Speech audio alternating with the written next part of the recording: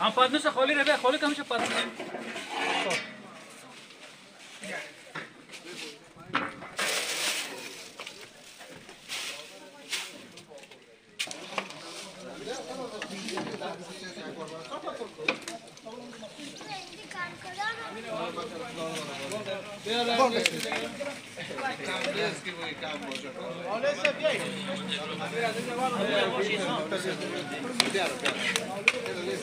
رئیس اگه نیست رئیس اگه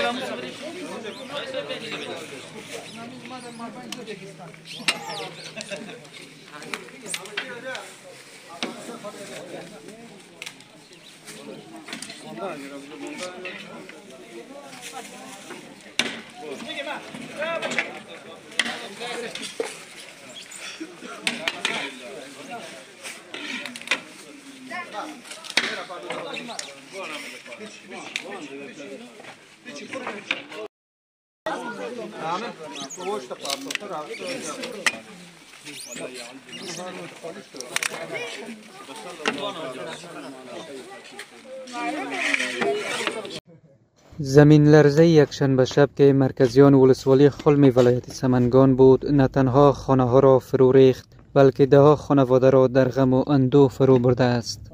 خانه شاید دوباره ساخته شود اما داغ عزیزی از دست رفتهش هرگز التیام نخواهد یافت.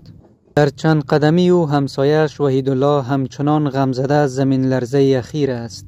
خانه‌اش با خاک یکسان شده و اعضای خانواده‌اش زخمی شدند. او از سرمای نزدیکی قرار است تا چند روز دیگر برسد نگران است و به هر گونه همکاری نیازی جدی دارد. برخی خانواده ها که دار و ندارشان را از دست دادند و بی سرپناه شدند به یکی از مکاتب محل پناه گرفتند و شب و روزشان در صنف‌هایی می‌گذرد که زمانی جای درس بود و حالا پناهگاه درد و دلتنگی شده است. همه از غمی از دست دادن عزیزان و روز تلخ حرف میزنند که زلزله بر زندگیشان رقم زد. اما در کنار همه این درد و ویرانی نشانه از امید نیز در شمال کشور دیده می شود. وزارت دفاع ملی می گوید که تیم‌های صحی و تکنیکی قولی‌اردوی 209 الفتح خود را به مناطق آسیب دیده رساندند تا هرچه عاجل با آسیب دیدگان کمک رسانی کنند.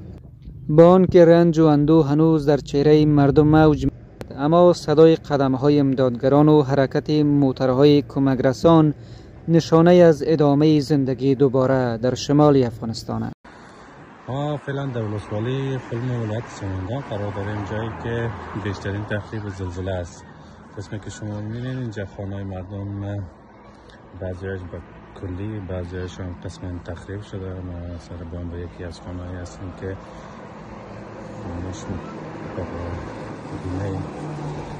تخریب شده، قابل زندگی نیست. اما متاسفانه به دلیل از اینکه اینا جای دیگه نداره خانه‌اش اینجا زندگی میکنه و در هر لحظهش خطر است اگر دوباره زلزله شود اینجا مطمئنن که جان طفلایش و زنها در خطر می باشه.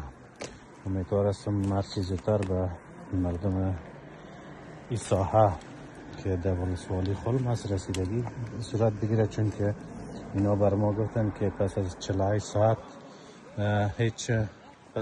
ساعت از زلزله هیچ کمکی دریافت نکردن. نه خیمه از سوی کدام نهاد دریافت کردن و نه مکان مشخصی اینا دارن که برن اینجا زندگی کنن، چون که امکان پس لرزه زلزله وجود داره. بخیر و سلامت باشین. امیدوار هستم که نهادهای کمک کننده و همچنان مسئولان مرکزی و ولایتی توجه جدی کنند به مردم آسیب دیده. زلزله نیمه شب در ضمن صدها زخمی و شهید خواب آرام بسیاری از خانواده‌های سمنگان را به کابوس مبدل کرد. نه تنها دیوارهای خاکی خانه‌ها فرو ریخت، بلکه امید و آرامش صدها خانواده را نیز در زیر آوار برد. باشندگان سمنگان پس از سپری نمودن 30 شب بدون سرپناه در کنار خانه‌های ویران اکنون با دل آکنده از امید در جستجوی پیدا کردن آشیانه بوده. از حکومت و نهادهای کمک رسانی ملی و بین المللی جهت دستگیری اعمار سرپناه و سایر نیازهایشان هستند. مسئولین محلی سمنگان از آمار تخریب‌های این حادثه به طور کلی و نسبی یاد نموده و از اعزام تیم‌های سروی و امدادرسان از سوی ریاست مبارزه با حوادث و نهادهای همکار در ساحات آسیب دیده خبر داده می‌گویند روند شناسایی خسارات و کمک برای نیازمندان در این ولایت جریان دارد. خانه‌هایی که کلاً تخریب شده تقریباً آمارشان فعلا به 200 خانه رسیده. خانه‌هایی که نیمه تخریب است و قابل زندگی هم نیست تقریبا به 2000 خانه است.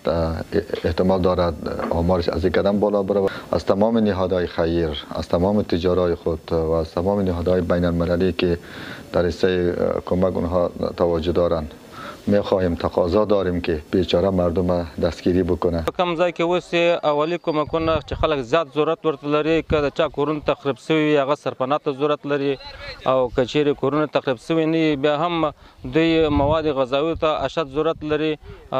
نو زیات مشکل چې دوی وس درلودي و سرپناه ته زیات مشکل درلودي. فعلا نهادهای کمک کننده و دفاتر ملی و بین‌المللی در ولایت سمنگان در ولسوالی‌های مختلف فعلا در حالات سروی هستند و یک ایده که جنسار مثلا مواد غذایی و غیر غذایی خریده شدن. با ما بسیار نهادهای کمک کننده وعده کردن که انشالله صبح میرسه و با ولسوالی خلم و حضرت سلطان و فیروز نخشیل به شمول ایبک انشالله به مردم توزیع میشه. این در حال است پس از زلزله شنبه شب در ولایت سمنگان و سایر ولایات کشور صدها تن زخمی و شهید شده و هزاران خانواده در پی این حادثه طبیعی خانه‌هایشان ویران گردیده و بدون سرپناه شدند.